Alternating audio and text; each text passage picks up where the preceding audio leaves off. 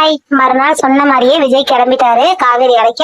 காவேரி அம்மாவும் கரெக்டா காவேரி அழைச்சிட்டு வீட்டுக்கு வந்துருவாங்க. வீட்டுக்கு வந்ததுக்கு அப்புறம் விஜய் கிட்ட கொஞ்சம் பேசுவாங்க. இங்க பாருங்க தம்பி, என் பொண்ணு வந்து உங்க சொத்துக்காகவும் உங்க காசு பணத்துக்காகவும் ஆசைப்பட்டு உங்களை கல்யாணம் பண்ணிக்கிட்டாங்கன்னு உங்க வீட்டுல இருக்கவங்க சொல்றாங்க.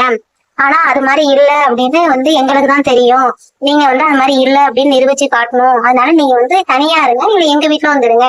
என் பொண்ணு இப்படி எங்களை விட்டுட்டு தானே வர்றா உங்க கூட, அது மாதிரி நீங்களும் இருங்க அப்படிங்கிற மாதிரி சாரதா கேட்டுருவாங்க. அதே மாதிரி விஜயோட பாட்டியும் சித்தியும் சேர்ந்து காவேரி கிட்ட டைவர்ஸ் கேட்டுட்டு கையெழுத்து போட்டது நடந்த பிரச்சனை எல்லாத்தையுமே சாரதா சொல்லியிருப்பாங்க. ஆனா காவேரி சொன்னா, தம்பி அப்பயே விஜய்க்கு தெரியாம தாம்மா என்னமோ பண்றாங்க அப்படின்னு. அதே மாதிரிதான்ப்பா நடந்திருக்கு. அவங்க வீட்டுல இருக்கவங்க வந்து என் பொண்ணுகிட்ட கையெழுத்து போட சொல்லி கேக்குறாங்க அப்படிங்கிற மாதிரி எல்லாத்தையுமே விஜய் கிட்ட சொல்லியிருப்பாங்க. சரி, அவங்க வந்து காவேரி கன்சீவா இருக்கு தெரியாம சொல்லியிருப்பாங்க, இப்ப இந்த விஷயத்த சொன்னா அதை பத்தி பேச மாட்டாங்க அப்படிங்கிற மாதிரி விஜய் சொல்லுவாரு. கரெக்டா பாட்டி தாத்தா எல்லாருமே வந்துருவாங்க. வந்தே வாங்கன்னு உள்ள கூப்பிடுவாங்க.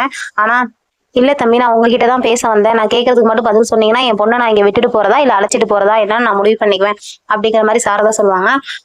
தனியா பேசணும் அப்படின்னு சொன்னோடனே இப்ப தாத்தா 2 பேரையும் அழைச்சிட்டு போயிருவாரு. என் பேரனை என்னன்னு சொல்லி அழைச்சிட்டு போக வந்திருக்காளுன்னு தெரியலையே அப்படிங்கிற மாதிரி பாட்டி புலம்பிட்டே போவாங்க. கரெக்டா சாரதா சொல்லிடுவாங்க, இந்த மாதிரி என் பொண்ணை நீங்க தனியா வச்சுக்கிற மாதிரி இருந்தா என் பொண்ணை நான் இங்க விட்டுட்டு போறேன், இல்லைன்னா நான் அழைச்சிட்டு போறேன் அப்படிங்கிற மாதிரி சொல்லிடுவாங்க.